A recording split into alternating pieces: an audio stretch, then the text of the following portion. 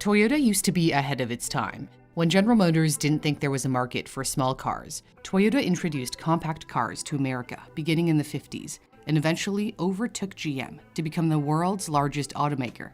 Research firms have rated Toyota and its luxury line Lexus among the top automotive brands for years. However, the glory days may be over.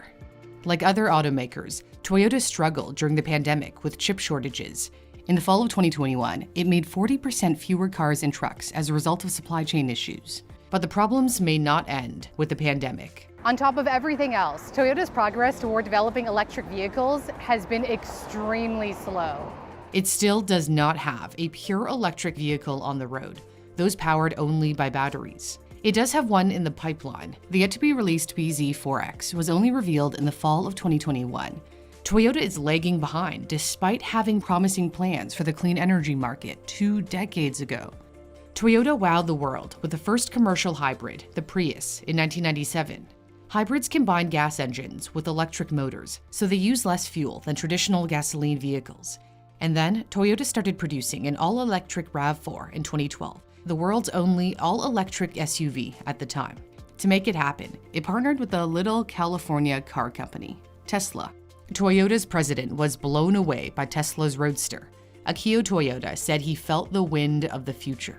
The two companies even shared a factory for a while. However, Toyota discontinued the RAV4 EV after only 2 years. It had a limited customer base as it was only sold in California, and there were reportedly issues with long charging times. Toyota and Tesla parted ways and became rivals. Toyota's president has taken shots at Elon Musk as recently as 2 years ago, saying Tesla may have a recipe, but it lacks a kitchen and a chef, which Toyota argues it has. Tesla and Toyota have polar opposite EV strategies. Tesla has focused solely on developing electric vehicles that are battery-powered, known as battery electric vehicles. Toyota has chosen to focus on 3 other types of electrified vehicles that are not purely electric: hybrids, plug-in hybrids, which can be plugged in to extend driving range, and hydrogen-powered fuel cell cars, which Musk has dismissed as fuel cell vehicles. Fuel cell vehicles use hydrogen gas, which mixes with oxygen to produce electricity. Musk has said it's difficult to make hydrogen and store it in a car. Volkswagen CEO Herbert Diess agrees, believing it's far too expensive, inefficient, slow, and difficult to roll out and transport. Toyota offers one hydrogen model, the Mirai, but seems to have a special thing for hybrids and plug-in hybrids, which made up basically all of its 500,000 electrified vehicle sales in North America in 2021. Although plug-in hybrids can be powered by battery, they can't travel very far without relying on the gas engine. The Prius Prime can only go a mere 25 miles or 40 kilometers in EV mode. Some see hybrids as a stepping stone for those who aren't quite ready to make the leap to a pure electric vehicle. However, the future appears to be all electric. Battery electric vehicles are outselling plug-in hybrids, according to data compiled by the International Energy Agency. And by the way, this was compiled before the insane prices currently hurting drivers at the pumps. So why has Toyota been so reluctant to embrace battery electric cars? In 2020, Toyota's president, Akio Toyoda, said it's too early to focus solely on battery-powered electric vehicles in response to his country's push to ban gas-powered cars.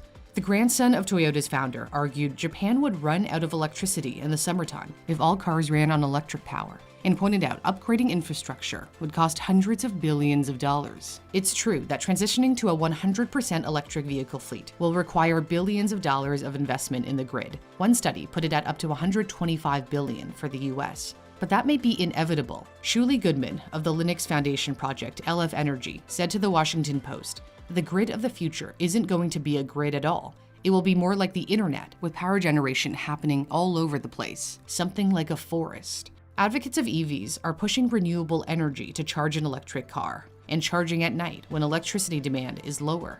But expanding the grid isn't the only issue concerning the head of Toyota. Akio Toyoda has said going all in on EVs in Japan could cost millions of jobs. Battery electric vehicles have fewer parts and require fewer laborers to make. EVs would also shrink the third-party supplier ecosystem. Although it seems Toyota is finally pivoting toward EVs as it plans to introduce 30 all-electric models by 2030, looks can be deceiving. The company is still not abandoning its love of hybrids. Out of the 8 million electrified vehicles Toyota hopes to sell by 2030, Only 3.5 million will be purely electric, a far cry from the 20 million Tesla aims to sell annually by 2030. And if we look at the specs of Toyota's upcoming bZ4X, it's less impressive than a Tesla, delivering less range and taking more time to go 0 to 60 miles an hour than any of Tesla's models. But of course, price matters. We don't yet know what Toyota's electric SUV will cost, and if it will be significantly less than a Tesla. Some say Tesla is the Apple of cars. When Nokia, Ericsson, and Motorola all missed the smartphone revolution, they never caught up to Apple. Toyota could find itself in the same boat if it remains reluctant to go all in on battery-powered EVs. More and more EVs are being sold every year. If you'd like to find the next big trend or big idea, my sponsored Trends can help. Trends sends you emerging business trends months before they pop up, saving you hours of research and thousands of dollars in testing. For example, research from Trends shows home theaters are increasingly becoming popular as people anticipate spending more time at home, even post-pandemic. When Trends uncovered that the indoor plant business was about to bloom, a Trends member took note and got valuable advice from the Trends community made up of thousands of ambitious business builders and raised $1.5 million in funding in 40 days. If you'd like to start finding your next great idea and growing a business, you can take advantage of a special offer you can only get on my channel. To start your 7-day trial, go to trends.co/newsthink. That's trends.co/newsthink to start your 7-day trial for just $1. The link is in my description and pinned comment. Thanks for watching. For Newsthink, I'm Cindy Palm.